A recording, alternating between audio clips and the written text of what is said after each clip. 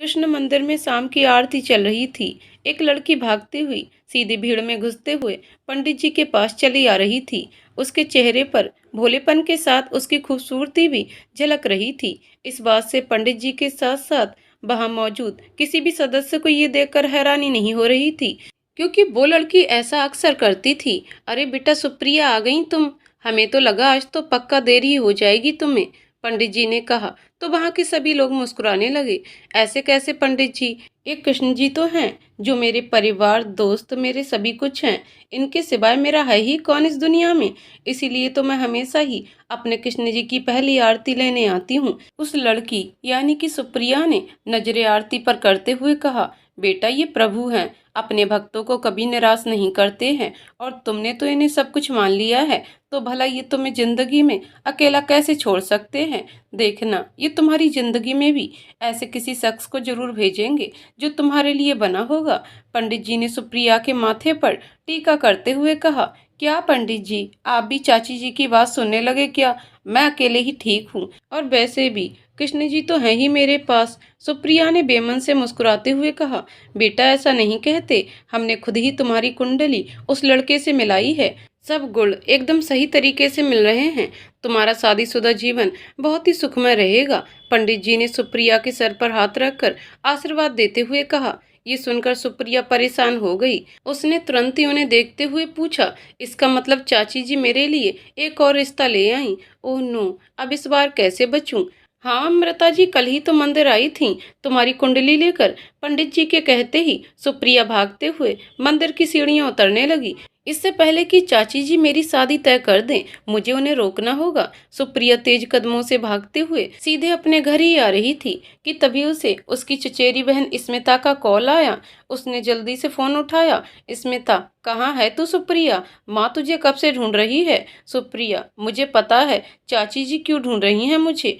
स्मिता, हाँ वो एक और लड़का देखा है उन्होंने। असल में इस बार मैंने देखा है, आज उन्हें बुलाया भी है तुझे दिखाने। सुप्रिया, क्या अभी वो लोग घर पहुंचने वाले हैं?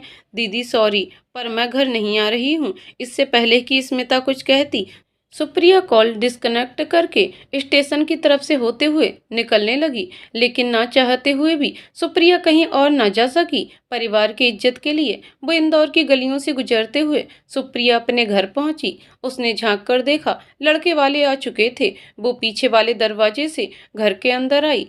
वो अभी घुस ही रही थी कि सामने अमृता जी यानी सुप्रिया की चाची खड़ी हुई थी। क्यों महारानी, गुलछर्रे उड़ाकर आ गई हो तो थोड़ा किचन में भी हाथ चला लो। अमृता जी ने बहुत कसकर सुप्रिया का हाथ दबाते हुए कहा, चाची जी बहुत दर्द हो रहा है, प्लीज छोड़ दीजिए ना।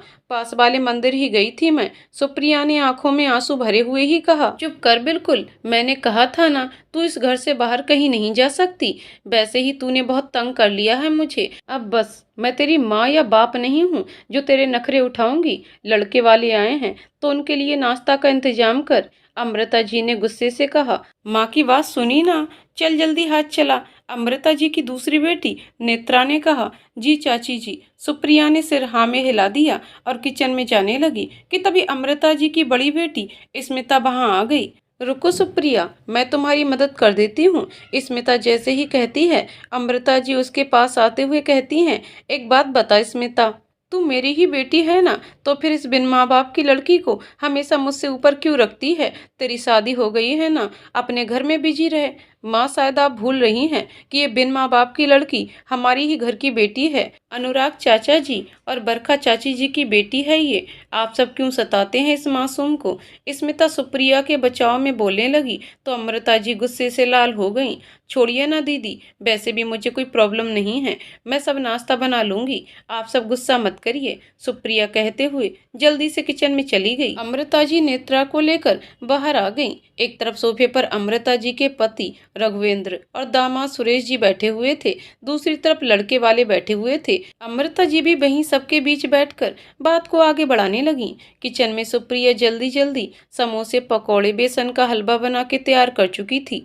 जैसे ही वो चाय चढ़ाने जा रही थी कि तभी स्मिता अंदर आते हुए उसके हाथ से चाय का पैन छीनते हुए बोली, तू जा, तैयार हो जा, मैं चाय बना देती हूँ। सुप्रिया से बर्दाश्त नहीं हुआ और वो स्मिता के गले लगकर रोने लग गई। वो रोते हुए ही उससे कहे जा रही थी, दीदी मुझे शादी नहीं करनी है, प्लीज कैसे भी करके मुझे बाहर जाने से रोक लो।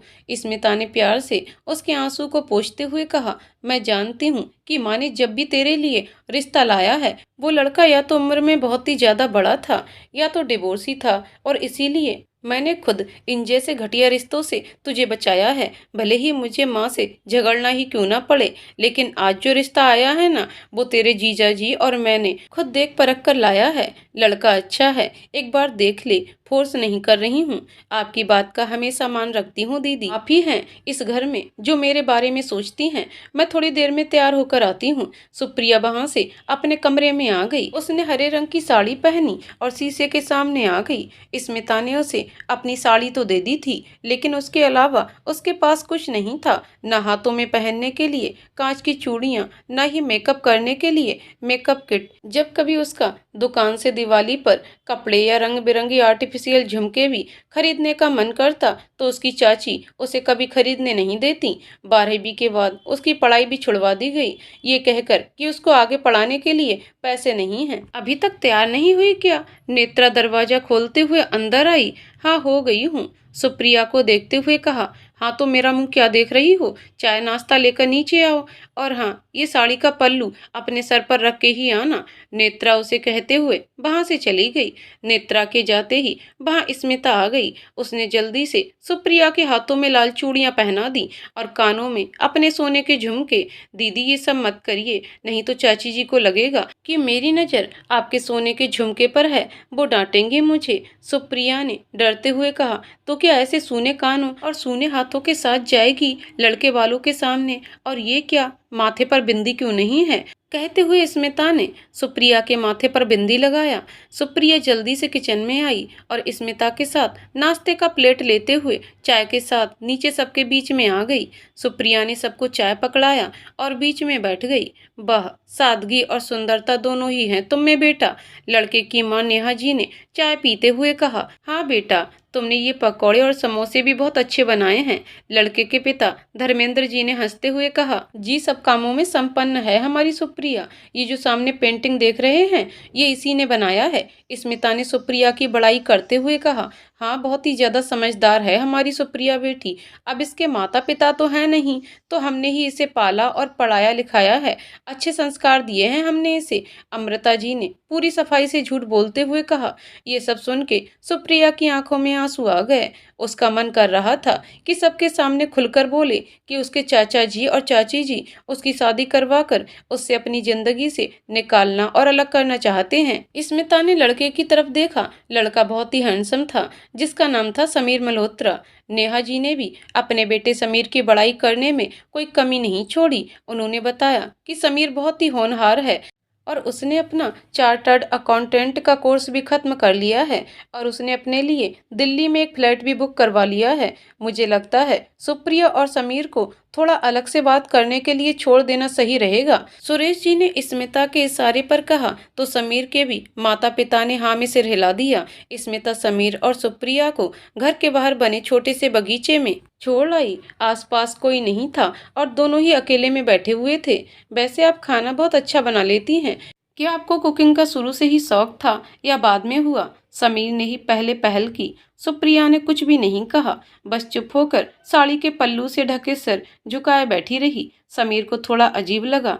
उसने सुप्रिया को देखा, उसकी नजरें नीचे थीं। देखिए, शादी एक बहुत बड़ा डिसीजन होता है। मुझे लगता है हम एक दूसरे से काफी अलग हैं, लेकिन समझेंगे नहीं तो पता कैसे चलेगा? अगर आपको कुछ पूछना है तो पूछ सकती हैं मुझसे। समीर के इस बार कहने पर भी सुप्रिया कुछ नहीं बोली। समीर ने इस बार थोड़ा और आहिस्ते से पूछा, आपको शादी करने के लिए फोर्स तो नहीं किया जा रहा है? इस बार सुप्रिया ने ना में सिर हिला दिया।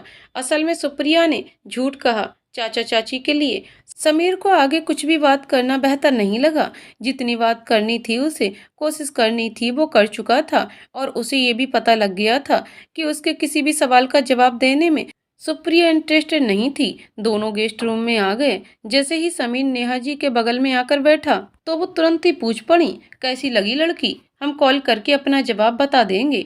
और अब बहुत देर भी हो गई है, तो मुझे लगता है अब हमें चलना चाहिए माँ, समीर ने बहुत ही धीरे से कहा। अच्छा ठीक है, जोर मत डालो, हम घर पर चल के बात करते हैं, धर्मेंद्र जी ने कहा। धर्मेंद्र सबसे थोड़ा बात करके फिर चलने के लिए उठ खड़े हुए। सुप्रिया ने धर्मेंद्र जी और नेहा जी का झुककर आशीर्वाद लिया और एक कोने में खड़ी हो गई। समीर अपनी कार के पास आया और अंदर बैठ गया। नेहा जी और धर्मेंद्र जी भी आकर बैठ गए।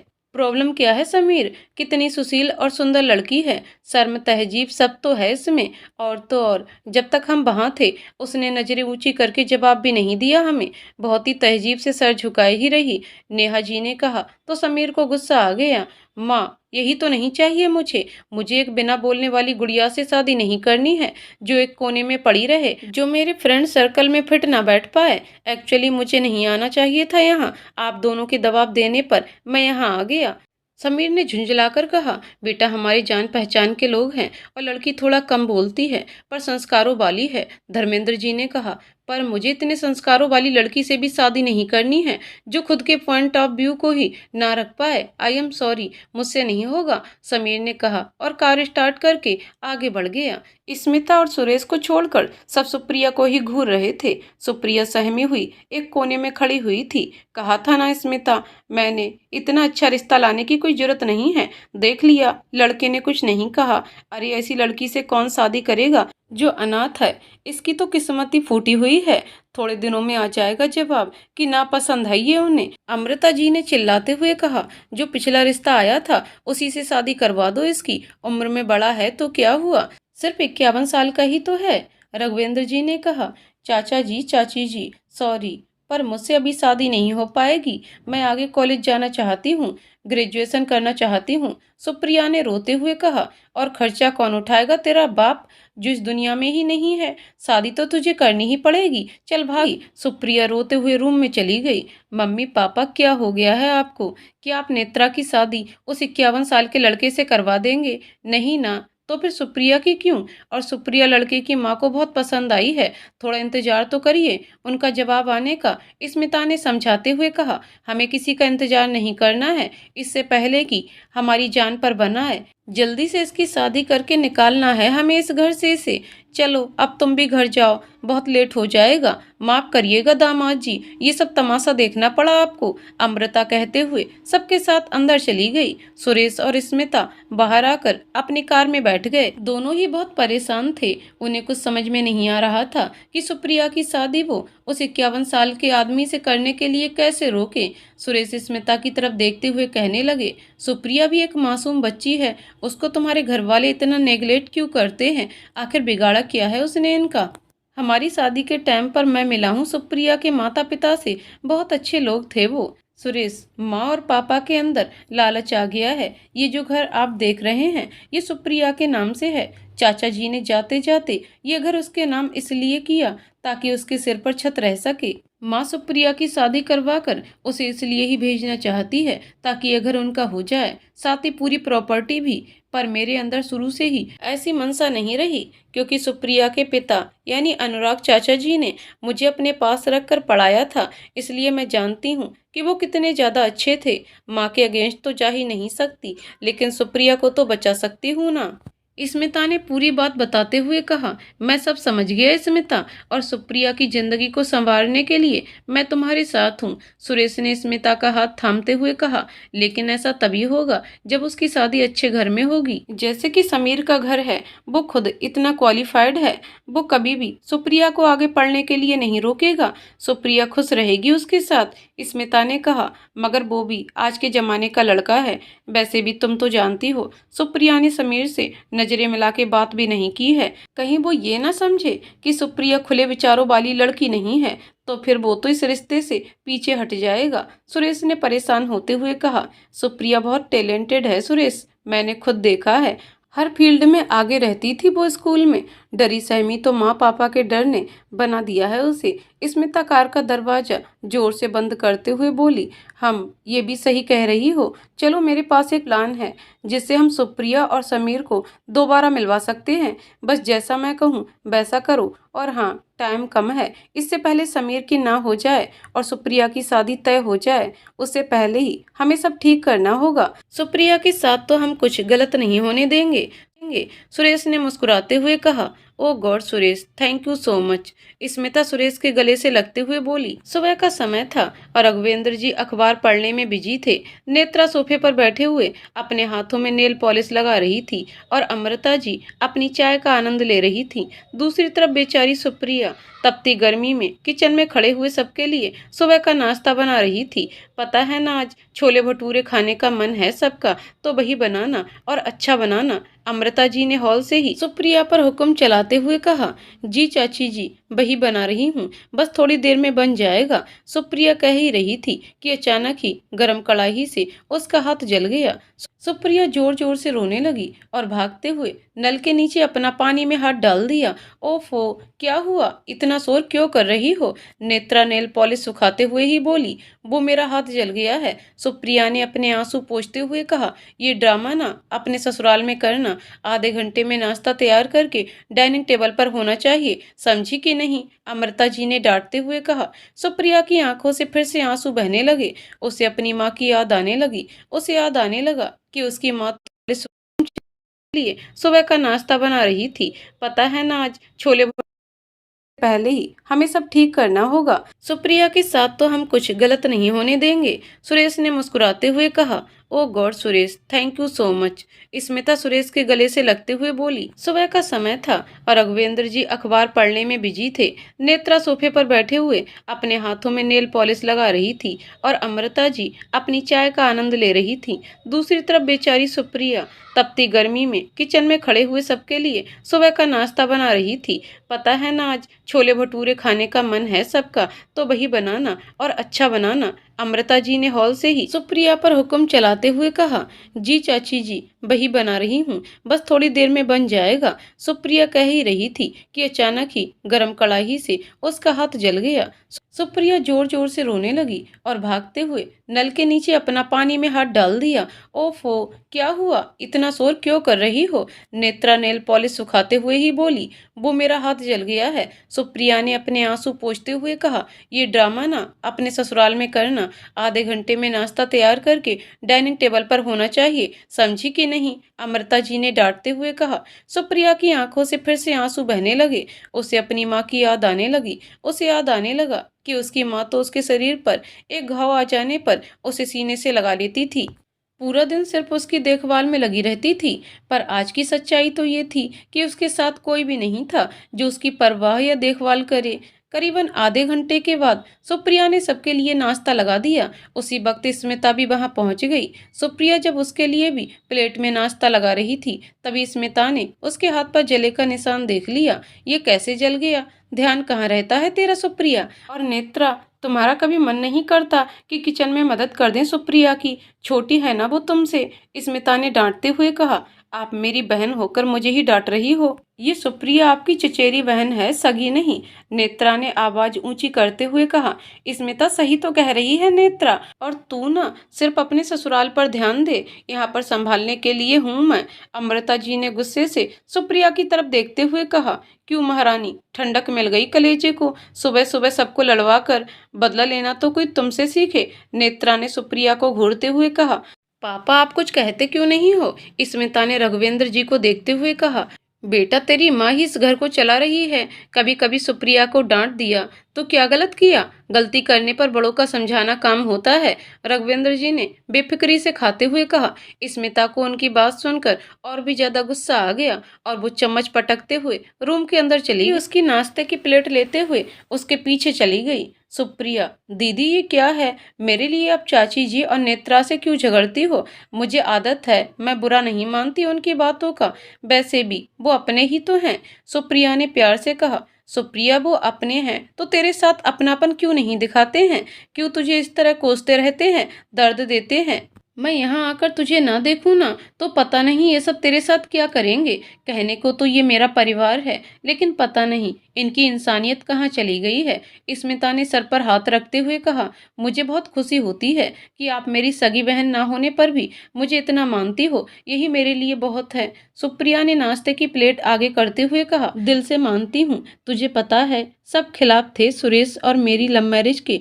तुम्हारे पापा और मम्मी ने मेरी और सुरेश की शादी करवाई, साथ दिया हमारा, सबको मनाया, और इसी का अंजाम कि मैं खुश हूँ, उनका एहसान मैं कभी उतार नहीं पाऊंगी। जब मैं तुम्हारी जिंदगी को खुशियों से भरूंगी, और ये तो मैं करके ही रहूंगी। सामान बांधो अपना। स्मिता ने अलमीरा से बैग निकालते हुए कहा, ये क्या कर रही हो दीदी? सुप्रिया ने चौंकते हुए पूछा। तुम्हें कुछ दिनों के लिए एक वेकेशन पर जाना चाहिए। तुम्हारी वो फ्रेंड है ना देहरादून में, वहीं चली जाओ और एक हफ्ता घूम आओ। वो तेरी बेस्ट फ्रेंड थी ना स्कूल में, कल ही बात हुई मेरी उससे, उसकी शादी हो रही है। स्मिता ने उसका सामान पैक करते हुए कहा, दीदी मैं पापा और माँ के जाने के बाद आज तक घर से अकेले कहीं नहीं गई हूँ, और चाची जी पास वाले मंदिर में भी कई बार कहने पर जाने देती हैं। कहने को तो मैं इंदौर में हूँ, लेकिन मुझे यहाँ के रास्ते आज तक याद नहीं हुए, क्योंकि मुझे घर से बाहर निकलने की इजाजत ही कहाँ है। मुझे कोई इतनी दूर जाने नहीं देगा। सुप्रिया ने स्मिता को रोकते हुए कहा, यही तो ये लोग चाहते हैं, तुझे इस घर में कैद करना और शादी करके किसी ऐसे घर में डालना जहाँ तू यहाँ की तरह ही कैद रहे। मैं नहीं चाहती कि तेरी शादी उस 51 साल के आदमी से हो, इसीलिए जो कह रही हूँ वैसा कर। प्लीज मान जा मेरी बात, मैं सब संभाल लूंगी। स्मिता ने कहा तो सुप्रिया को बात की गंभीरता समझ में आई। स्मिता रूम से बाहर निकली और सुप्रिया के साथ जाने लगी कि तभी अमृता जी ने उसे रोकते हुए कहा, ये कहाँ लेकर जा रही है इसे? स्मिता ने बैग साइड में रखा और सुप्रिया की तरफ एक नज़र डालते हुए कहा, सुप्रिया एक हफ्ते के लिए अपनी एक दोस्त की शादी में उसके फंक्शन अटेंड करने जा रही है। क्या? ऐसे कैसे भला? मेरे कॉलेज के असाइनमेंट होमवर्क कौन करेगा? नेत्रा कहते हुए चिंता के मारे सोच के ही परेशान हो गई। और खाना कौन बनाएगा? मेरी तबीयत ठीक नहीं रहती है, अमृता जी ने कहा। तो स्मिता को हंसी आ गई। स्मिता अमृता जी के पास आई और फुसफुसाते हुए अमृता जी के कानों में बोली, देखो माँ, अगले 2 दिनों में वकील आने वाले हैं, जो कि सुप्रिया के पापा के अच्छे दोस्त हैं, और उन्होंने ही वसीयत भी बनाई है। अगर उन्होंने सुप्रिया के हाथों पर चाय या उसके पैरों के चोट के निशान देखे, तो वो समझ जाएंगे कि आप सब उसे टॉर्चर करते हैं, तो सारी प्रॉपर्टी और ये घर सब छिन जाएगा आपसे। तो सोच लीजिए। स्मिता ने ये कहकर अमृता जी को उन्हीं के जाल में फंसा दिया। नहीं, कह तो सही रही है, वो भी पहली बार। ठीक है तुम जाओ सुप्रिया, लेकिन एक हफ्ते के बाद तुम्हें वापस आना होगा, अमृता जी ने थोड़ा सख्त आवाज में कहा। चल सुप्रिया, काम बन गया, स्मिता हंसते हुए बोली। तो सुप्रिया भी मुस्कुरा दी। स्मिता सुप्रिया को अपने साथ घर ले आई थी। संडे था, इसलिए सुरेश जी भी घर पर ही मौजूद थे। स्मिता ने सुप्रिया को अपने रूम में जाने को कहा और सुरेश के साथ बालकनी में आ गई। बहुत अच्छा किया तुमने उसे यहाँ लाकर। अब कल सुबह की ट्रेन से सुप्रिया देहरादून चली जाएगी और उस 51 साल के आदमी से शादी वाली बात टल जाएगी। सुरेश ने चेयर पर बैठते हुए कहा, फिलहाल के लिए ना, बाद का क्या? और सुप्रिया कई सालों से अकेले नहीं गई है, मैं कैसे उसे अकेले सफर करने दूं? स्मिता ने परेशान होते हुए कहा। अरे तुम परेशान क्यों हो रही हो? तुम बस इतना बताओ कि तुमने सुप्रिया की वो दोस्त नंदिनी से बात कर ली है ना? सुरेश जी ने पूछा। हाँ कर ली है, उसने कहा है वो रिसीव कर लेगी उसे स्टेशन से। पर ये तो बताओ वो समीर से कैसे मिलेगी? स्मिता ने बेचैन होते हुए पूछा। सुप्रिया की दोस्त नंदिनी का भाई, उसकी 2 बहनें भी उसकी शादी अटेंड करने देहरादून जा रहे हैं, और वो भी यहीं इंदौर में रहते हैं। और तो और नंदिनी का भाई विवान समीर का क्लासमेट है।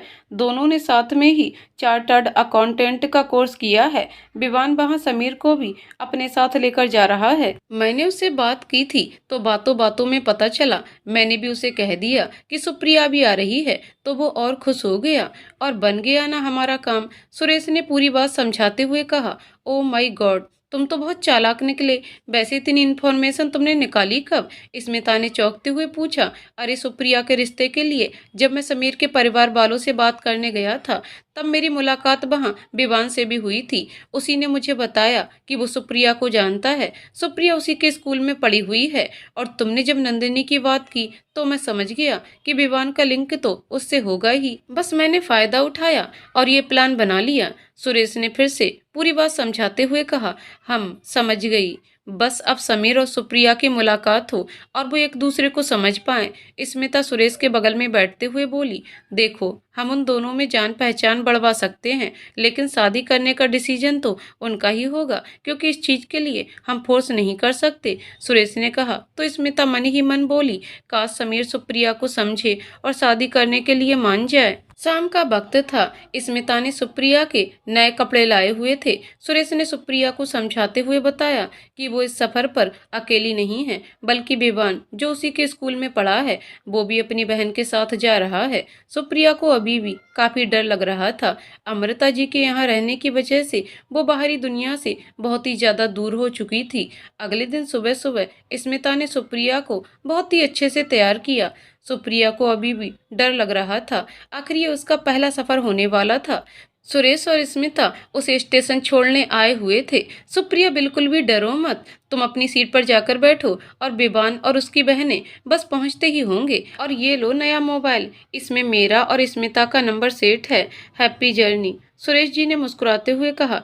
थैंक यू सो मच दीदी जीजू, आप दोनों मेरा बहुत ख्याल रखते हैं। पर मैं अभी भी कह रही हूँ, इतनी दूर जाना जरूरी है क्या? सुप्रिया फिर से घबराते हुए बोली। ओफो, तू इतना मत सोच। आज की डेट में तुझे इंडिपेंडेंट होना बहुत जरूरी है। और वहाँ तेरी दोस्त है नंदिनी, वो तेरा ख्याल रखेगी। और मोबाइल है ही, हमें कॉल करती रहना। चल अब खुशी खुशी ट्रेन के अंदर चल। स्मिता ने प्यार से मुस्कुराते हुए कहा। सुप्रिया ट्रेन के अंदर चढ़ गई और अपनी सीट पर जाकर बैठ गई। ट्रेन निकलने में ज्यादा टाइम नहीं था। अब सुप्रिया के साथ साथ स्मिता को भी टेंशन होने लग गई थी। कहाँ है विवान? तुम तो कह रहे थे वो समय से पहले ही आ जाएगा। स्मिता एंट्रेंस गेट पर देखते हुए बोली। अरे कॉल कर दिया है, आ ही रहा होगा। सुरेश ने एक और फोन मिलाते हुए कहा। सामने से विवान और उसकी बहनें समीर भागते हुए स्टेशन के गेट के अंदर आ रहे थे। वो जल्दी जल्दी ट्रेन के पास पहुंचे। सुरेश और स्मिता जल्दी से फूड स्टॉल के पीछे जाकर छुप गए। विवान ने गहरी सांस लेते हुए कहा। समीर, तुझे मनाने के चक्कर में अभी ट्रेन छूट जाती हमारी। तू मुझे जबरदस्ती लेकर जा रहा है। समीर ने थोड़ा गुस्से से कहा। समीर, अभी 1 महीने के बाद दिल्ली जॉब करने जाना है ना हमें। फिर ऐसे घूमने फिरने का कितने दिन के बाद मौका मिलेगा, किसी को पता है क्या? और यहाँ रहेगा तो आंटी जी तेरी शादी के पीछे पड़ी रहेंगी। इससे बचने का यही एक रास्ता है। विवान ने उसकी तरफ देखते हुए कहा। अब बातें हो गई हों तो अंदर चलें, विवान की बहन मीनू ने कहा। तुम सब चलो, मैं कुछ स्नैक्स लेकर आता हूँ, विवान ने कहा और फूड स्टॉल के पास आ गया। सामने सुरेश और स्मिता खड़े हुए थे। सुरेश ने विवान के कंधे पर हाथ रखते हुए कहा। थैंक यू हमारे कहने पर ये ट्रिप प्लान करने के लिए। बस तुम सुप्रिया का ध्यान रखना। कैसी बात कर रहे हैं भैया, वो सेफ रहेगी और इसकी जिम्मेदारी मेरी है। मैं उसका ख्याल रखूंगा। इनफैक्ट मेरे साथ मेरी बहनें भी तो हैं, मीनू और सोनू, उनके साथ उसका मन लग जाएगा। विवान मुस्कुराते हुए बोला और ट्रेन में चला गया। विवान को आपने समीर और सुप्रिया के बारे में कुछ नहीं बताया है? स्मिता ने पूछा तो सुरेश ने सिरना में हिला दिया। विवान को नहीं पता कि समीर के लिए सुप्रिया का रिश्ता आया था। खैर छोड़ो ये सब, सुप्रिया का सफर शुरू होने वाला है, अब हमें भी चलना चाहिए। कहते हुए सुरेश स्मिता के साथ वहां से चले गए। समीर जैसे ही अपनी सीट पर पहुंचा, जो सामने सुप्रिया को बैठे देखकर चौंक गया। उसे समझ में नहीं आ रहा था सुप्रिया यहाँ क्या कर रही है। सुप्रिया ने भी एकदम से समीर को देखा तो वो घबरा कर उठ खड़ी हुई। तुम? समीर तेज आवाज में कह पड़ा। अरे भाई क्या हुआ, ऐसे क्यों रिएक्ट कर रहा है? ये सुप्रिया है, मेरे स्कूल में थी। और सुप्रिया ये मेरा दोस्त है समीर। तुम दोनों एक दूसरे को जानते हो क्या? विवान ने पूछा तो सुप्रिया ने सिर नीचे कर लिया। नहीं, मैं नहीं जानता हूँ इसे, समीर ने जैसे ही कहा। सुप्रिया की नजर उस पर ठहर गई। सुप्रिया समझ गई कि पहली मुलाकात में उसने जिस तरीके से समीर के घर वालों पर कुछ नहीं रिएक्ट किया था, ये उसी का रिएक्शन है। अच्छा छोड़ो ये सब। सुप्रिया, मैं तो तुम्हें याद हूँ ना, 2 साल सीनियर था। एनुअल फंक्शन में एक साथ पार्टिसिपेट किया था हमने, विवान ने कहा तो सुप्रिया को थोड़ा थोड़ा याद आने लगा। जी, the Emerald Heads International School, वहाँ पे आपसे मिली थी मैं, सुप्रिया ने कहा तो समीर उसे ध्यान से देखने लगा। उसने उसकी आवाज़ अब जाकर पहली बार सुनी थी। वाओ! भाई इनको तो याद है, मैं मीनू। मीनू ने सुप्रिया से हाथ मिलाया और बगल से सोनू ने भी। सब अपनी सीट पर बैठ गए। समीर साइड लोअर बर्थ पर ठीक सुप्रिया के सामने बैठ गया। सुप्रिया अपना पर्स लिए हुए खामोश होकर सिर्फ बाहर की ओर देखे चली जा रही थी। उसे समझ में नहीं आ रहा था कि वो समीर को फेस कैसे करे। दूसरी तरफ समीर को समझ में नहीं आ रहा था कि वो सुप्रिया के सामने से कैसे हटे। उसने मन बना लिया था कि वो उसे शादी नहीं करेगा। ट्रेन स्टेशन से चल चुकी थी। समीर और सुप्रिया एक दूसरे की वजह से काफी अनकंफर्टेबल हो रहे थे। सुप्रिया मन ही मन सोचने लगी कि वो पूरा सफर समीर के साथ कैसे करेगी। वो ये भी समझ रही थी कि समीर उसे कुछ खास पसंद नहीं करता और इसीलिए उसने विवान के सामने झूठ बोल दिया कि वो उसे नहीं जानता है। सुप्रिया उठी और ट्रेन के दरवाजे के पास आकर स्मिता को कॉल लगाया। स्मिता, हाँ सुप्रिया, कहाँ तक पहुंची? सुप्रिया, वो सब छोड़ो दीदी, और ये बताइए यहाँ समीर क्या कर रहे हैं? स्मिता, अरे मुझे कैसे पता होगा, हाँ बस इतना पता है कि वो विवान का क्लासमेट था कॉलेज। सुप्रिया, दीदी वो भी इस ट्रिप पर है, बहुत अनईजी हो रहा है मेरे लिए। स्मिता, इतना क्या घबराना, तेरे रिश्ते की बात चली है उससे, हो सकता है तू उसे पसंद आ जाए और वो हाँ कह दे। सुप्रिया, दीदी प्लीज, मुझे अभी शादी नहीं करनी है, और मैं ऐसा इसलिए नहीं कह रही हूँ कि मैं आपके फैसले के अगेंस्ट हूँ। इसका एक बहुत बड़ा कारण है, मेरे बीते हुए कल का जानती तो हो आप, इसीलिए मेरी शादी चाची जी उस 51 साल के आदमी से करवाना चाहती हैं। स्मिता, धीरे बोल बच्चा, और कब तक उन सब चीजों के लिए अपना आज खराब करेगी? सुप्रिया, सच तो यही है ना, शायद इसीलिए सब मेरी शादी के पीछे पड़े हुए हैं, आप भी। स्मिता, नहीं नहीं बिल्कुल नहीं सुप्रिया, मैं तेरी शादी इसलिए करना चाहती हूँ कि तू उन लोगों के चुंगल से निकल सके, एक ऐसी जीवन साथी का हाथ थामे जो तेरी सोच को, जो तेरे सपने को समझने की समझ रखता हो, बस। सुप्रिया, दीदी मैं शादी नहीं कर सकती, शायद किसी से भी नहीं। सुप्रिया के आंसू छलक आए। स्मिता ने बात को संभालते हुए कहा, स्मिता ठीक है, मैं इस बारे में बात नहीं करूंगी, पर जिनके बीच हैं उनके साथ एंजॉय कर, इस सफर को सिर्फ अपने लिए जी और किसी के लिए नहीं। कल बात करते हैं। सुप्रिया वापस अपनी सीट पर आकर बैठ गई। समीर ने सुप्रिया की तरफ देखा और बस कुछ क्लियर करने का सोच लिया ताकि सुप्रिया को ये भ्रम ना हो कि वो उससे शादी करना चाहता है, जबकि था तो कुछ और ही। समीर एक नजर बगल में देखा। विवान और मीनू सोनू अंताक्षरी खेलने में बिजी थे। उसने मौका देखकर बात शुरू किया, सुप्रिया मुझे तुमसे कुछ कहना है। जी कहिए, सुप्रिया ने बहुत ही आहिस्ता से कहा। देखो, मैं तुम्हारी जैसी लड़की से शादी नहीं करना चाहता, तुम मेरे फ्रेंड सर्कल से फिट नहीं हो पाओगी, तुम शायद उतनी खुले विचारों वाली नहीं हो, और इसमें तुम्हारी कोई गलती नहीं है क्योंकि तुम्हें वैसे ही संस्कार मिले होंगे। घर में खाना बनाना, घर की चार दीवारों में रहना, मतलब ज्यादा कहीं बाहर नहीं आना जाना। मैं समझता हूँ अपनी छोटी सी दुनिया में खुश रहना, पर मैं वैसा नहीं हूँ। मुझे एक ऐसी वाइफ चाहिए जो मेरे लेवल की हो, पूरी कॉन्फिडेंट टाइप, जो अपने विचारों को खुलकर कह सके, हाईली क्वालिफाइड हो। समीर के कहते ही सुप्रिया को उसकी बातें कहीं चुभ सी गईं। मुझ जैसी लड़की से आपका क्या मतलब है? पहले समाज में आप सब लड़कियों को सपने देखने से रोक देते हैं, उनके उड़ने से पहले ही उनके पंख काट देते हैं और फिर बोलते हैं कि हम लड़कियां कॉन्फिडेंट नहीं हैं।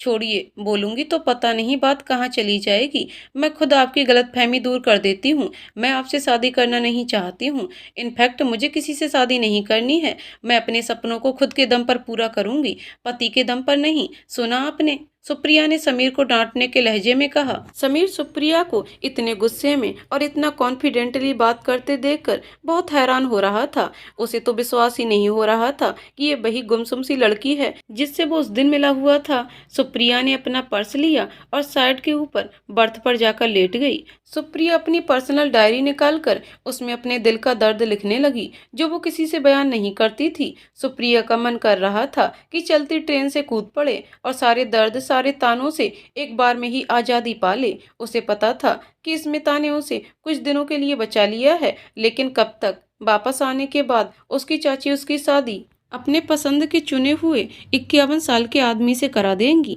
उसका दर्द इतना ज्यादा था कि ना उससे कुछ कहा जा रहा था और ना कहते बन रहा था। इसलिए वो हमेशा अपनी तकलीफों को कागज के पन्नों में ही उतारना बेहतर समझती थी। सुबह से शाम हो चली थी। सुप्रिया के आंसू थे कि थमने का नाम नहीं ले रहे थे। मीनू, बिबान और सोनू के पूछने पर भी बहाना बनाते हुए सुप्रिया ने खाने से मना कर दिया। और समीर, उसकी हिम्मत ही नहीं हो रही थी कि वो सुप्रिया से कुछ भी कह सके। इतने कड़क आवाज में सुनाया जो था सुप्रिया ने उसे। रात में ट्रेन के धकचोलों के बीच उसे कब नींद आ गई उसे पता ही नहीं चला। समीर जैसे ही अपनी बर्थ पर सोने के लिए जा रहा था कि तभी सुप्रिया के हाथ से नींद में ही उसकी डायरी गिरकर समीर की सीट पर आ गिरी। समीर ने डायरी देखा और फिर एक नज़र सुप्रिया पर डाला। वो सो चुकी थी और जैसे ही डायरी वापस उसके पास रखने वाला था कि डायरी के पन्नों के बीच से एक फोटो बाहर की तरफ झांक रहा था। उसने ध्यान से देखा। फोटो शिमला की थी। एक छोटी सी बच्ची अपने माता पिता के साथ शिमला के क्राइस्ट चर्च के सामने खड़ी थी। उसका आगे पढ़ने का मन तो नहीं था, क्योंकि किसी की पर्सनल डायरी पढ़ना गलत बात होती है, लेकिन वो खुद को रोक नहीं पाया और पहले पन्ने से ही पढ़ना शुरू किया। सुप्रिया ने अपनी पूरी दास्तां लिखी हुई थी कि कैसे उसके माँ पापा के बाद वो अपने चाचा चाची जी के घर में कैदियों की तरह जी रही थी। 12वीं के बाद कॉलेज छुड़ा दिया गया, दोस्तों से मिलना बंद करवा दिया गया, घर से बाहर जाना बंद करवा दिया गया कि कैसे जबरन उसकी शादी एक 51 साल के इंसान से तय करवाने की प्लानिंग होने लगी। पढ़ते हुए समीर आखिरी पन्ने पर पहुंचा, जिसमें सुप्रिया ने हाल ही में कुछ देर पहले लिखा हुआ था। काश मुझे कोई समझने वाला होता, जो मेरे अंतर्मन के जज्बातों को समझता, तो समझ पाता कि मैं जिंदगी को एक खुले आसमान के नीचे खुली सांस लेते हुए जीना चाहती हूँ। काश कोई होता जिससे मैं अपने दिल की सारी बातें कर पाती, कि मैं भी उड़ना चाहती हूँ, आगे पढ़ना चाहती हूँ, कुछ बनना चाहती हूँ। काश कोई होता, काश कोई होता। समीर ने डायरी बंद कर दी। इतना सब पढ़ने के बाद सुप्रिया का दर्द उसकी आंखों में आंसू बनकर छलक आया। उसे अब समझ में आया कि उसकी जब रिश्ता दिखाने की बात चल रही थी तो सुप्रिया इतनी सहमी हुई क्यों थी। उसे अब समझ में आया कि उसने सुप्रिया को जो कहा उसे वो ताना मारने जैसा क्यों लगा।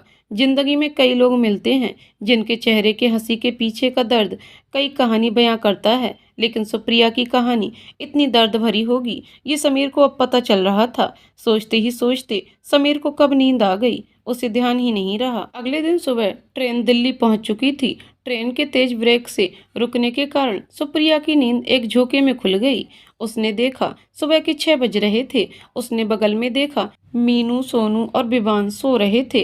पलटकर नीचे देखा तो सीट खाली थी। समीर अपनी जगह पर नहीं था। वो अपना दुपट्टा ठीक करते हुए नीचे उतरी और वहीं खिड़की के पास बैठ गई। मौसम बारिश का हो आया था। सुबह की ठंडी हवा उसे अच्छी लग रही थी। गुड मॉर्निंग, ये लो गर्मा गर्म चाय, समीर ने कहते हुए कुल्हड़ वाली चाय सुप्रिया को पकड़ाने के लिए हाथ बढ़ाया। सुप्रिया ने समीर को देखा, वो मुस्कुरा रहा था। सुप्रिया को भी इस वक्त चाय की सख्त जरूरत थी, लेकिन संकोच के मारे और पिछले दिन हुए बहस से वो शर्मिंदा थी। अरे टेंशन मत लो, मेरे पास भी है चाय, मैंने 2 कप लिया था। वैसे बेड टी तो लेती ही हो ना बिना ब्रश किए, क्योंकि मेरी तो आदत है, इसका एक अलग ही मजा है, समीर हंसते हुए कहा। उसकी बात सुनकर सुप्रिया को भी मन ही मन हंसी आ गई, पर उसने सामने से दिखने नहीं दिया। उसने धीरे से चाय का कुल्हड़ वाला कप लेते हुए कहा, कल के लिए आई एम सॉरी, मुझे उस तरीके से आपसे बात नहीं करनी चाहिए थी। No you don't have to be sorry, मैंने जिस तरह से अपनी बात रखी वो तरीका सही नहीं था। एक्चुअली मेरा इंटेंशन तुम्हें हर्ट करने का बिल्कुल भी नहीं था। समीर कहते हुए रुक गया। मैं जानती हूँ और आपको सफाई देने की कोई जरूरत नहीं है, बस मुझे जब कोई कंपेयर करता है ना दूसरों से तो मुझे अच्छा नहीं लगता है। मैं बहुत कुछ कर सकती हूँ, लेकिन मौका तो मिले। कहते हुए सुप्रिया भी रुक गई।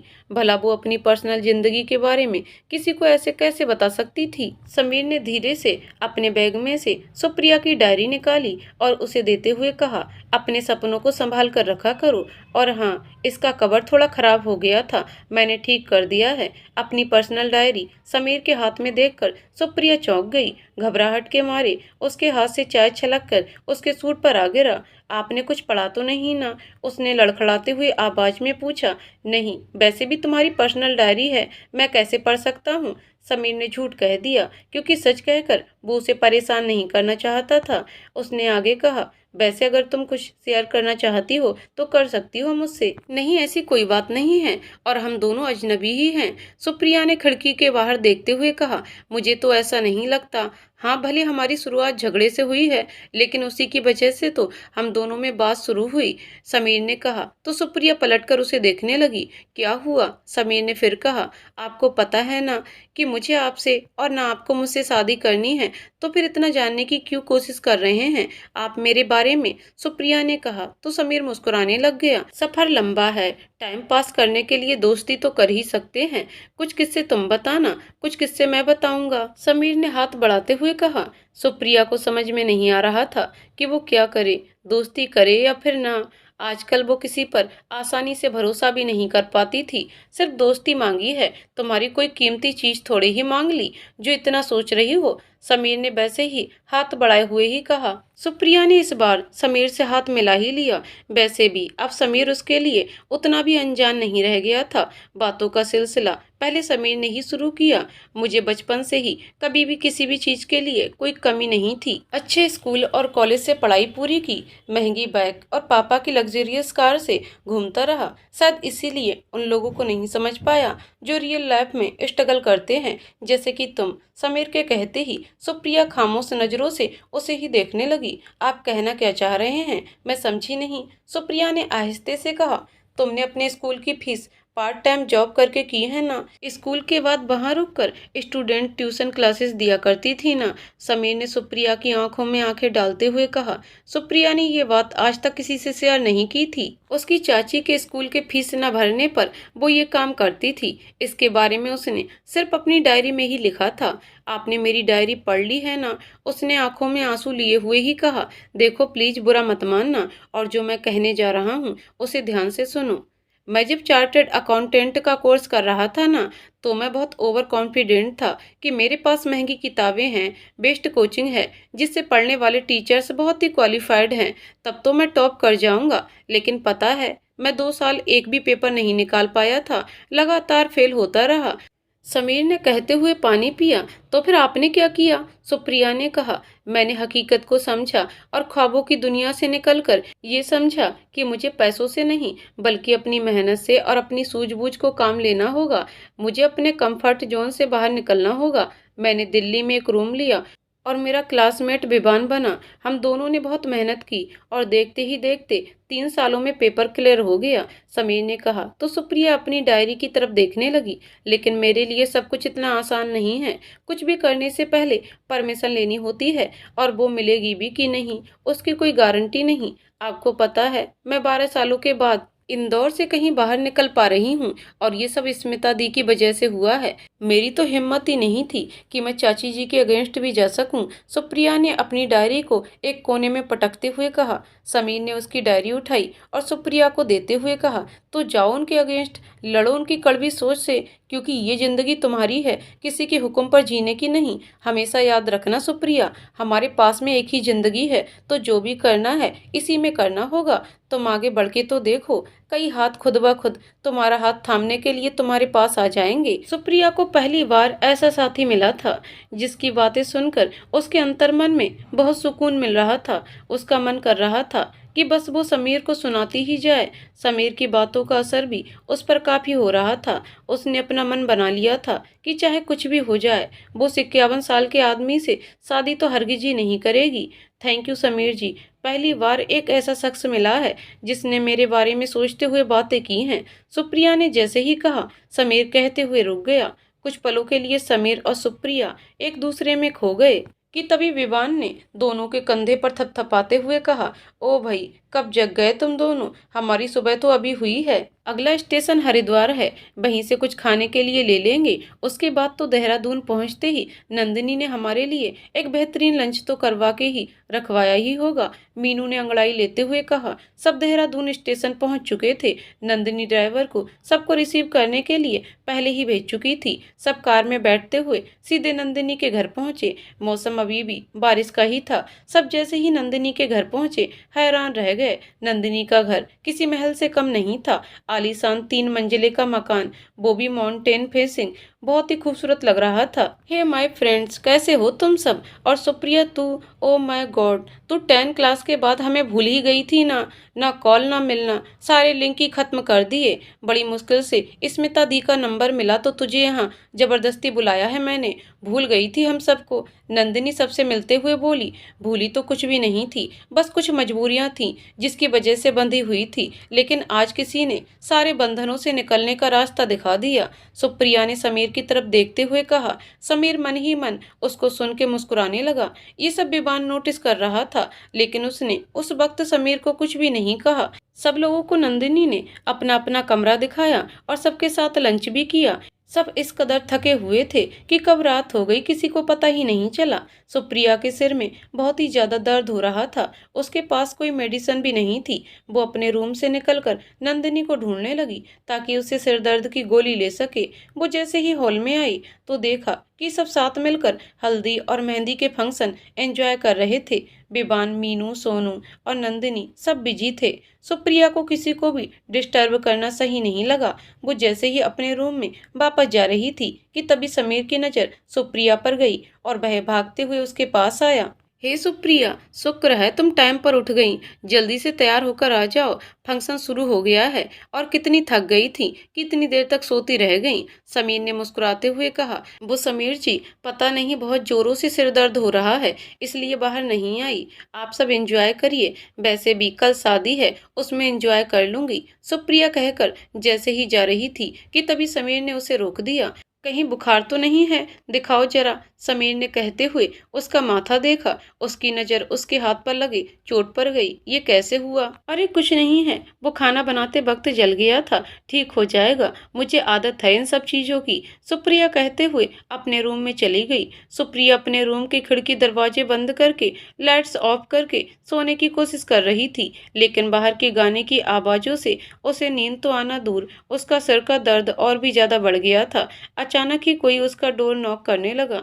उसने दरवाजा खोला तो एक महिला सामने खड़ी थी। जी आंटी, आप कौन? माफ करिएगा, मैंने पहचाना नहीं, सुप्रिया ने कहा। हाँ तो शादी ब्याह में ही तो मौका मिलता है जान पहचान बढ़ाने का। मैं नंदिनी की बुआ हूँ, बुआ जी ने कहा। ओह अच्छा, नमस्ते बुआ जी, सुप्रिया ने कहते हुए उनके पैर छू लिए। बेटा, अगर सिर में दर्द था तो बताना चाहिए था ना।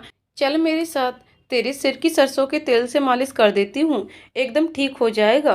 बुआ जी ने सुप्रिया को नीचे बैठाया और खुद उसके पीछे चेयर पर बैठकर उसकी मालिश करने लगी। पर बुआ जी, आपको किसने बताया कि मेरे सर में दर्द है? सुप्रिया ने आश्चर्य से पूछा।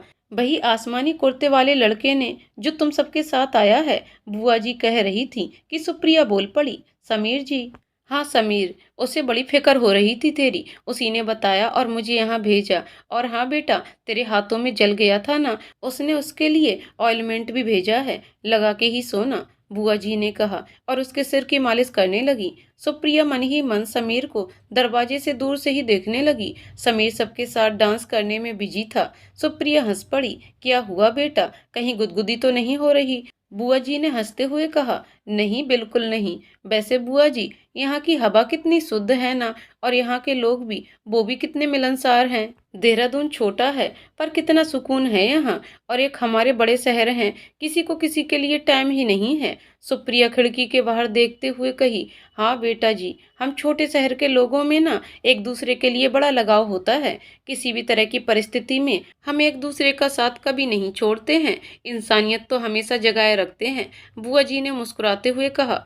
काश बुआ जी, इंसानियत शब्द का मतलब मेरी चाची जी भी समझ पाती, सुप्रिया मन ही मन कह रही थी। सिर की इतनी अच्छी मालिश करवाने के बाद सुप्रिया को बहुत ही ज्यादा अच्छी नींद आ गई और उसका सिर का दर्द भी काफी कम हो चुका था। सारे फंक्शंस खत्म हो जाने के बाद समीर सुप्रिया के रूम के पास आकर उसका दरवाजा धीरे से खोलकर उसको एक नजर देखा और फिर वहां से अपने रूम में आने लगा। तभी सामने विवान खड़ा मिला। क्यों भाई, बड़ा याराना लग रहा है सुप्रिया से, विवान ने उसे छेड़ने के अंदाज में कहा। अरे उसकी तबीयत ठीक नहीं थी तो बस देखने गया था उसे, समीर ने अपनी सफाई देते हुए कहा। ठीक तो मुझे तू नहीं लग रहा है, हो ना हो तुम दोनों एक दूसरे को पहले से जानते हो, कहीं प्यार का चक्कर तो नहीं है, विवान ने हंसते हुए कहा। धीरे बोल, कोई सुन लेगा तो फालतू का बखेड़ा खड़ा हो जाएगा, और ऐसा कुछ भी नहीं है। चल अब चल के सोते हैं, बहुत रात हो गई है, समीर विवान को विश्वास दिलाने की कोशिश कर रहा था और उसके और सुप्रिया के बीच में कुछ नहीं है, पर उसके मन का एक कोना कह रहा था कि काश जो विवान कह रहा है वो सच हो जाए। अगले दिन सुबह सुबह कोयल की मधुर आवाज सुप्रिया के कानों में गूंजी तो उसकी नींद खुल गई। वो अपने बिस्तर से उठते हुए खिड़की खोली। बारिश रुक चुकी थी और हल्की ठंडी हवाएं चल रही थी। बादलों के बीच में सूरज भी झांक रहा था, जिसकी किरणें ज्यादा गर्म महसूस नहीं हो रही थी। नंदिनी का शादी का दिन था और उसके लिए सारी तैयारियां जोरों शोरों से चल रही थीं। सुप्रिया ने ध्यान से देखा कि नंदिनी के चाचा जी ने समीर को भी काम पर लगा दिया था। उसे फलों की टोकरियां पकड़ाई हुई थीं, जो देखने में काफी भारी लग रही थीं। बेल्डन समीर जी, आपको भी आपका मनपसंद काम मिल ही गया। सुप्रिया खिड़की से समीर को हंसते हुए बोली, चिंता मत करो, तुम्हें भी बुआ जी से कहकर तुम्हारा मनपसंद काम पर लगवाता हूँ। पहले ये भारी भरकम टोकरी तो रखा हूँ। समीर ने मुंह बनाते हुए कहा।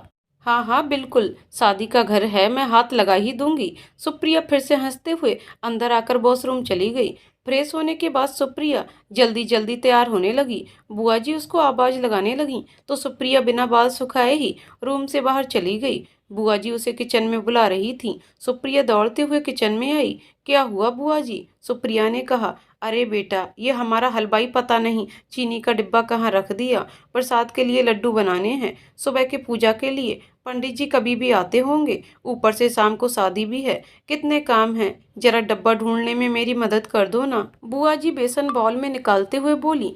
बुआ जी आप चिंता मत करिए, मैं अभी हलवाई से चीनी लाकर आती हूँ और मैं ही लड्डू भी बना दूंगी, बिल्कुल इंदौरी स्टाइल में। आप जाकर नंदिनी की मम्मी जी के साथ पूजा की तैयारियां देखिए। सुप्रिया ने बेसन का बॉल अपनी तरफ खींचते हुए कहा।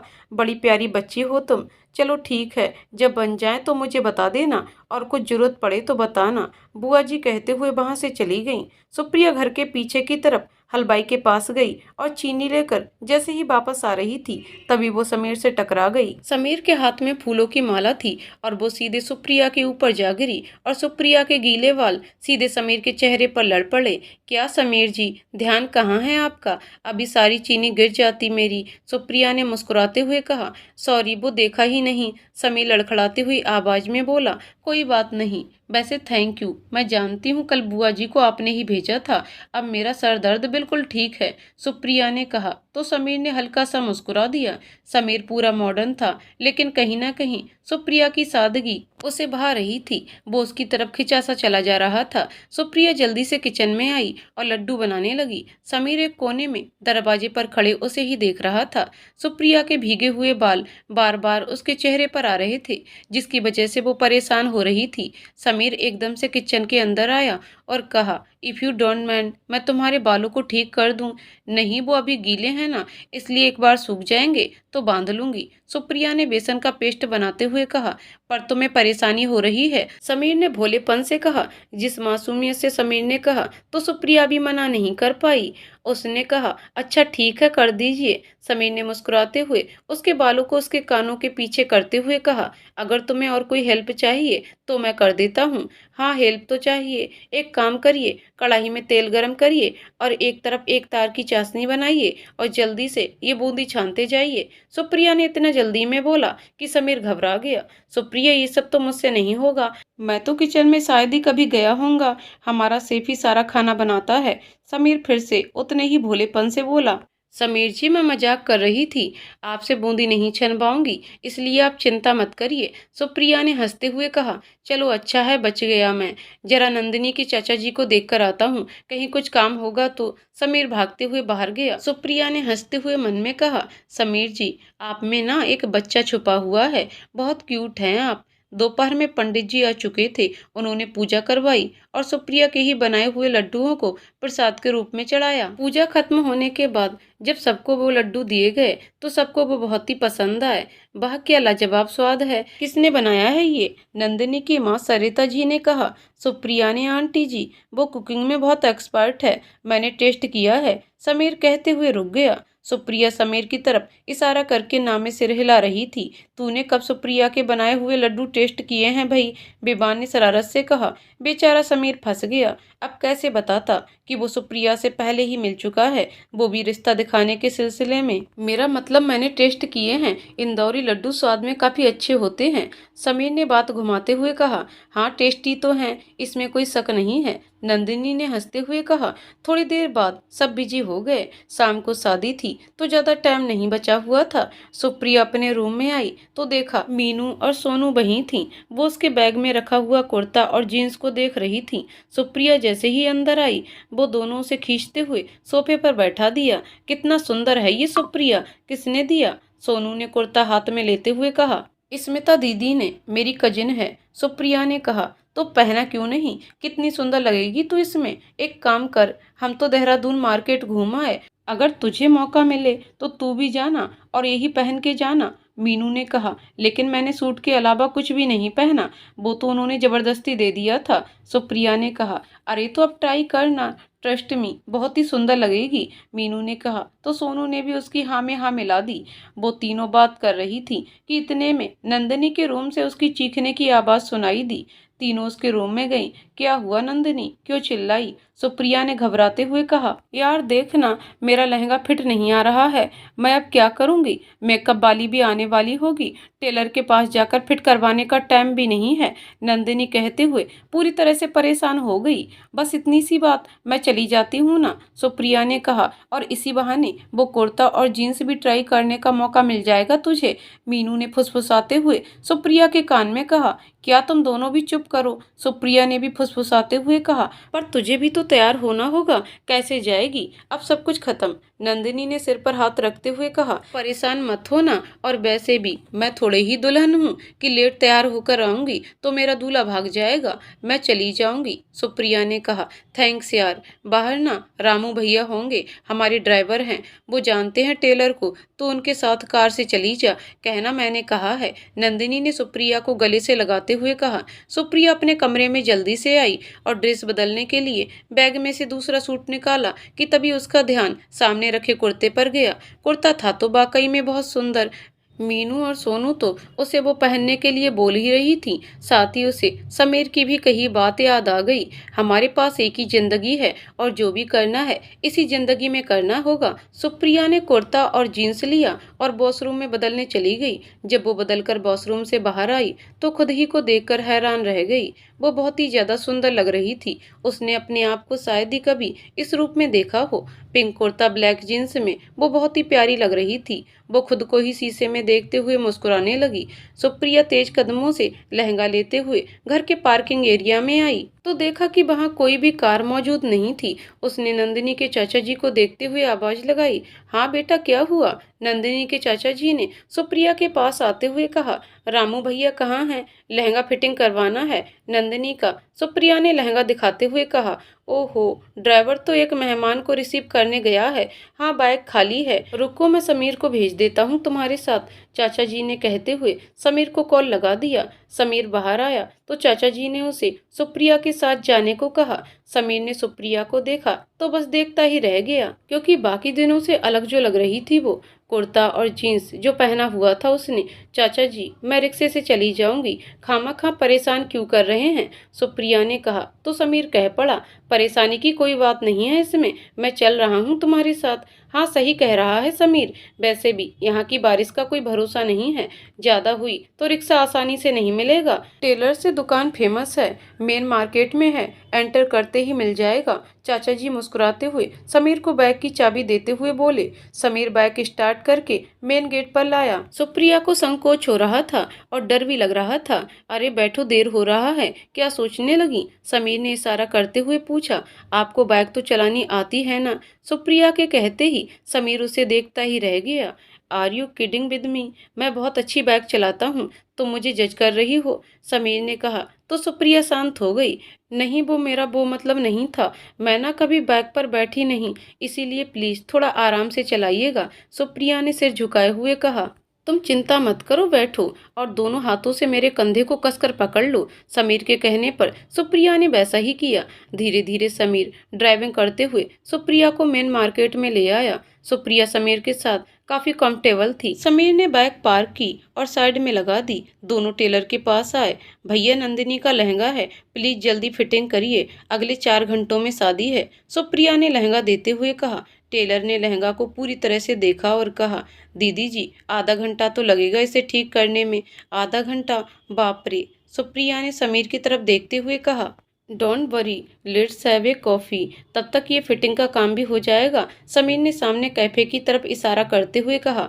हम वैसे चाय भी चल सकती है, गर्मा गर्म समोसे के साथ, सुप्रिया ने टी शॉप की तरफ इशारा करते हुए कहा। समीर हंसने लगा। जो हुक्म मैडम। दोनों बेंच पर बैठे चाय और समोसे के मजे लेने लगे और उसी बीच उन्होंने एक दूसरे से इतनी बातें की जिसकी कोई सीमा ही ना थी। आधा घंटा तो दूर, अब 1 घंटा होने को आया था। किसी के आसपास न होने के कारण वो दोनों काफी खुलकर बातें कर रहे थे। सामने से टेलर खुद ही चलकर उन दोनों के पास आ गया। दीदी जी, 1 घंटा हो गया है, कब से आपको आवाज दे रहा हूँ। हो गया है लहंगा फिट? ओ सॉरी भैया, ध्यान नहीं दिया, सुप्रिया ने कहा। तो समीर ने तुरंत उसके आगे कहा, आपके शहर के चाय और समोसों में कहीं खो गए थे। सच्ची मोहब्बत का एहसास जब होता है तो पूरी दुनिया खुशनुमा लगने लगती है। सुप्रिया को सीधी सादी मॉडर्न सोसाइटी में अपने फ्रेंड सर्कल में फिट न होने वाली लड़की जो समीर समझ रहा था, उसे उसी लड़की से अब प्यार हो चला था। समीर समझ चुका था कि उसने सुप्रिया को पहचानने में गलती कर दी थी।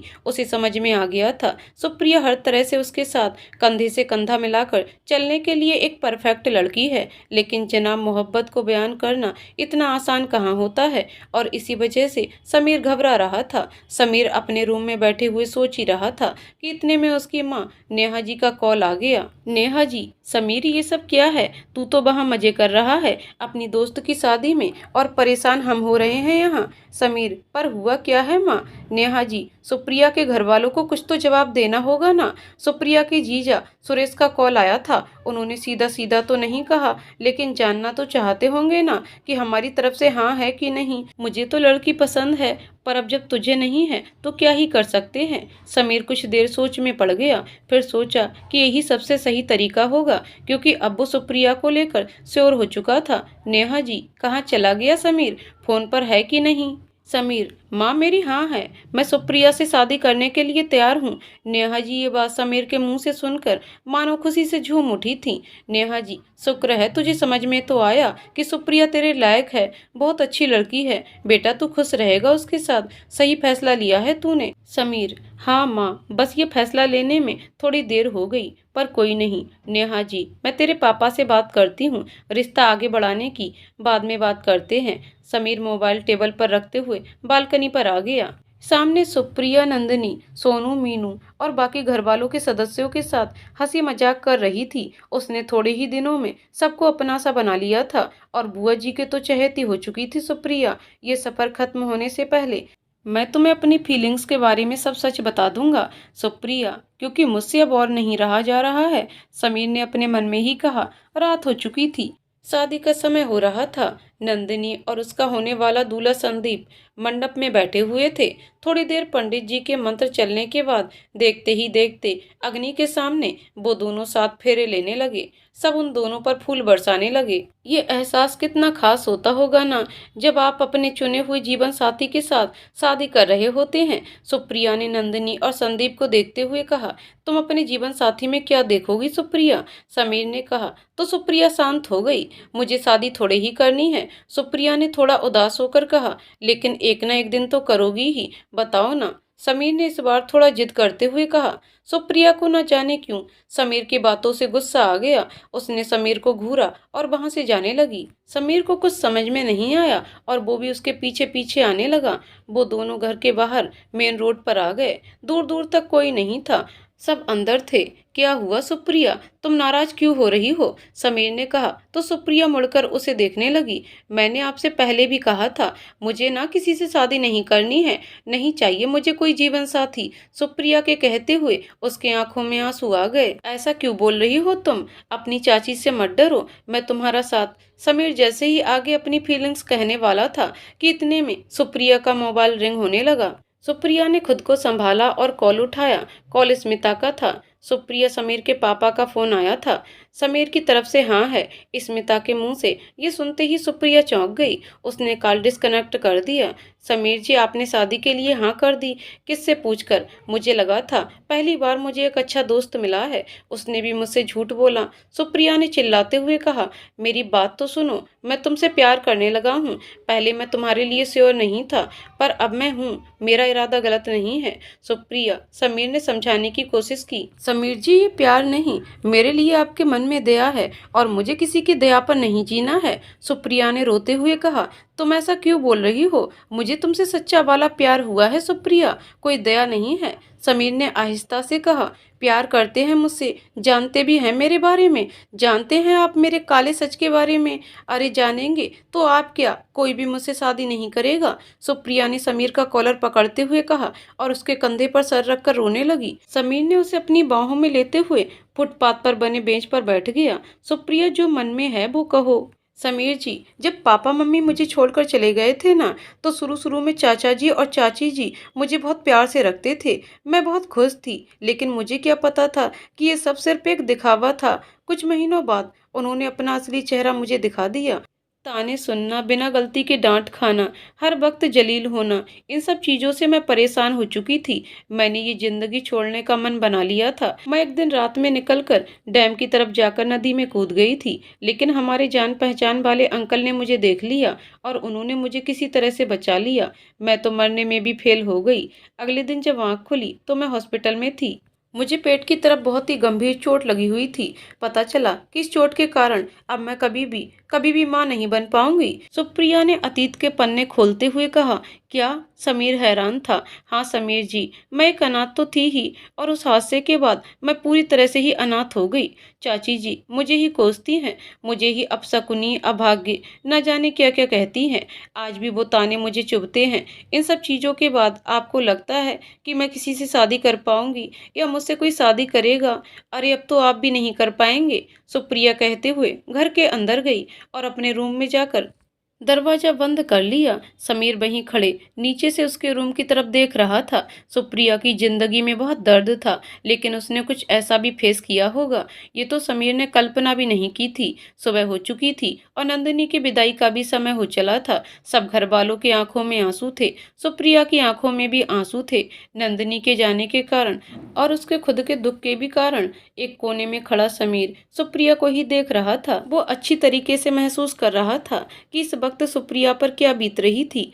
थोड़ी देर बाद नंदिनी घर से जा चुकी थी। उसके जाने के बाद इतने दिनों से शोर शराबे वाला घर सन्नाटे से छा चुका था। दोपहर तक सारे मेहमान भी जा चुके थे। अब बस कुछ ही मेहमान रह गए थे। सुप्रिया, समीर, विवान और मीनू, सोनू भी कुछ ही देर में निकलने वाले थे। बुआ जी सुप्रिया के रूम में आई और उसके बैग में एक मिठाई का डब्बा और बहुत ही खूबसूरत साड़ी डाल दी। अरे इसकी क्या जरूरत थी बुआ जी? सुप्रिया ने बैग पैक करते हुए कहा। क्यों, साड़ी नहीं पहनती क्या बेटा? बुआ जी ने बैठते हुए कहा। नहीं, ज्यादातर तो सूट ही डालती हूँ, सुप्रिया ने जवाब दिया। तो आदत डाल ले, शादी के बाद तो साड़ी सब लड़कियां पहनती ही हैं, बुआ जी ने मुस्कुराते हुए कहा। वह तो कभी नहीं हो सकता बुआ जी, सुप्रिया ने मन ही मन में कहा। बेटा सदा खुश रहो, भगवान करे तुम्हें ऐसा जीवन साथी मिले जिसके साथ तुम हमेशा खुश रहो, बुआ जी ने सुप्रिया को आशीर्वाद देते हुए कहा। चलती हूँ बुआ जी, आप सबसे मिलके बहुत अच्छा लगा, मुझे याद आएगी आप सबकी। सुप्रिया गले लगते हुए उनसे अलविदा ले ली और बाहर आकर टैक्सी में बैठ गई। कुछ ही देर में सब ट्रेन में चढ़ चुके थे। ट्रेन देहरादून स्टेशन बहुत पीछे ही छोड़ चुकी थी और तेज रफ्तार से आगे बढ़ रही थी। समीर की नजरें सुप्रिया पर ही थीं, पर सुप्रिया की नजरें खिड़की के बाहर ही टिकी हुई थीं। उसने एक बार भी पलटकर समीर की तरफ नहीं देखा था। थोड़ी देर बाद जब समीर सुप्रिया से कुछ कहने के लिए आगे बढ़ा, तो सुप्रिया ने तुरंत ही पीछे हटते हुए कहा, समीर जी आप चिंता मत करिए, मैं इस रिश्ते के लिए खुद से ही ना कह दूंगी। सुप्रिया उठकर ऊपर वाले बर्थ पर जाकर सो गई। देखते देखते ही रात भी हो गई और अगला दिन एक नए सूरज के साथ शुरू हो गया।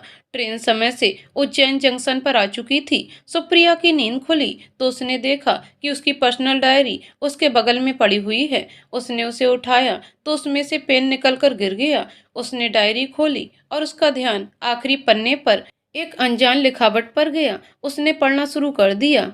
सुप्रिया, मुझे नहीं पता था कि इस एक सफर में मुझे मेरा हमसफर मिल जाएगा। सादगी से जिंदगी जीना किसे कहते हैं, ये मैंने तुमसे सीखा है।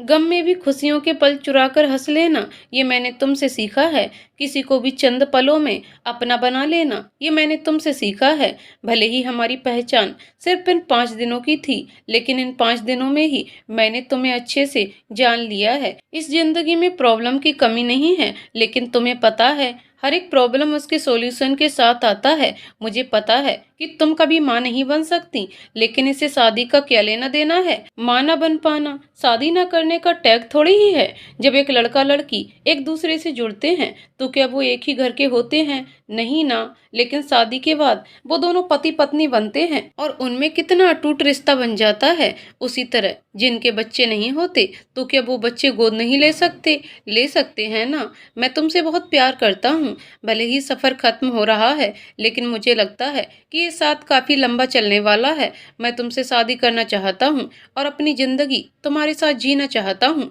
मैं तुम पे कोई दबाव नहीं डाल रहा हूँ, बस अपनी फीलिंग्स बता रहा हूँ।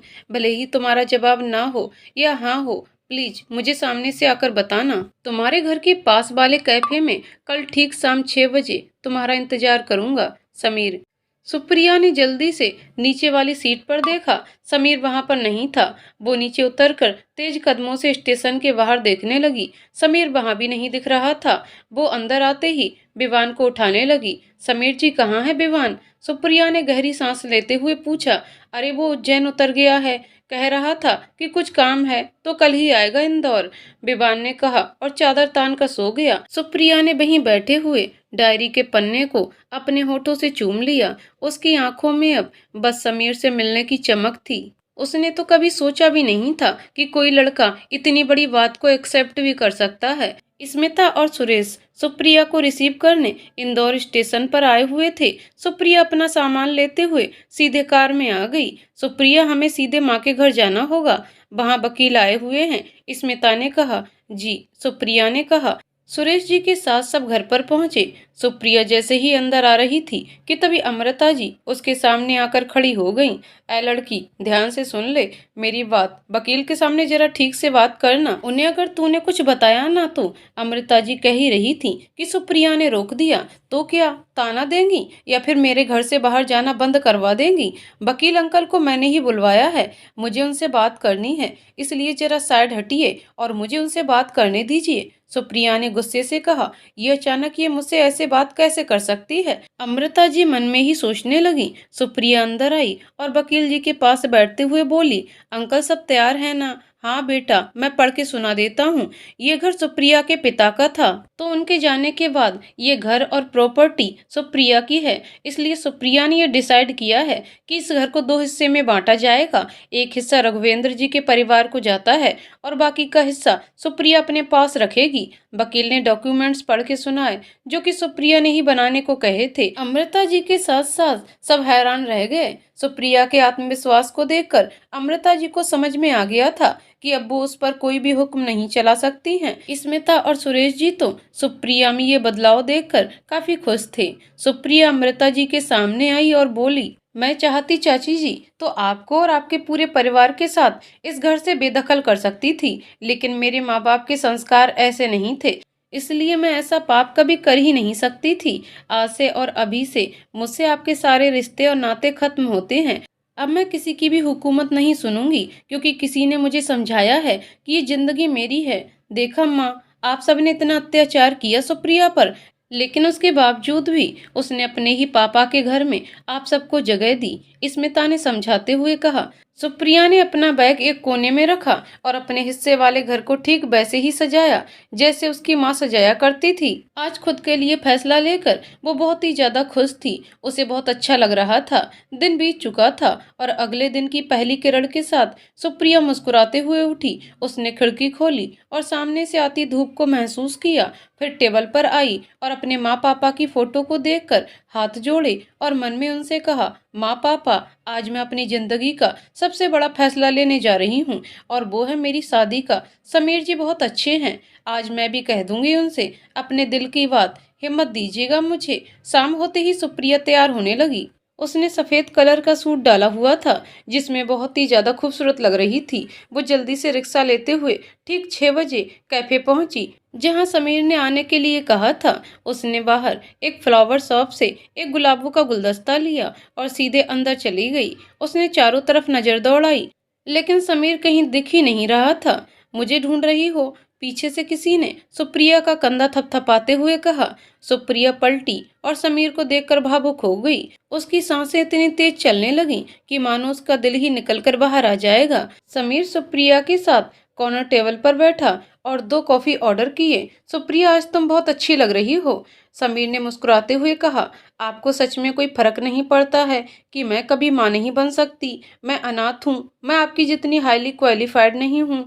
ये सब जानने के बाद भी आप मुझसे शादी करना चाहते हैं? सुप्रिया ने आंखों में आंसू लिए हुए कहा। इसका जवाब तो मैंने तुम्हें पहले ही दे चुका हूँ। तुम बताओ, तुमने मुझे क्या क्वालिटी देखी कि मेरे एक कहने पर यहाँ आ गई? समीर ने सुप्रिया के आंसू पोंछते हुए कहा। आपका मुझ पर विश्वास, आपका मुझसे प्यार, आपका सच्चा दिल, जिसने मुझे लोगों पर फिर से भरोसा करना सिखाया। I love you Sameer, I really love you. मैं भी आपके साथ अपनी आगे आने वाली जिंदगी जीना चाहती हूँ, सुप्रिया ने गुलाब का गुलदस्ता समीर को देते हुए कहा। I also love you Supriya, you are the one special person in my life. मैं तुमसे वादा करता हूँ कि मैं एक पति के साथ एक दोस्त भी बन के रहूंगा, समीर ने कहा। तो सुप्रिया के आंसू और बह निकले। सुप्रिया उठी और समीर के गले से लग गई। समीर ने भी उसे अपनी बाहों में समेट लिया। समीर ने धीरे से उसके बालों को पीछे करते हुए कहा, हम शादी के बाद दिल्ली शिफ्ट हो जाएंगे और मैंने तुम्हारे ग्रेजुएशन के लिए दिल्ली यूनिवर्सिटी में अप्लाई कर दिया है। तुम अच्छे से अपना ग्रेजुएशन खत्म करो, फिर तुम्हें जॉब करनी है तो जॉब करना, या फिर बिजनेस करना हो तो वो करना। बस खाना अपने हाथों का ही खिलाना, क्योंकि वो क्या है ना, तुम्हारे स्वादिष्ट खाने का टेस्ट जो लग गया है मुझे, वो तो आप नहीं भी कहते ना तो भी मैं करती। इस एक सफ़र ने मुझे एक ऐसा हम सफ़र दिला दिया जिसने मेरी ज़िंदगी ही बदल दी। समीर जी, मुझे मुझसे मिलाने के लिए बहुत बहुत थैंक यू, सुप्रिया ने समीर के गालों को चूमते हुए कहा। समीर और सुप्रिया के रिश्ते की प्यार की महक चारों तरफ बिखरने लगी थी। दिल दिल से मिल चुके थे और सांसों की गहराइयों में एक दूसरे के लिए प्यार हमेशा हमेशा के लिए उतर चुका था। दोस्तों, कहानी यहीं पर समाप्त होती है। तो दोस्तों, आपको कहानी कैसी लगी कमेंट करके जरूर बताइएगा। कहानी पसंद आई हो तो वीडियो को लाइक शेयर करें और चैनल को सब्सक्राइब करें।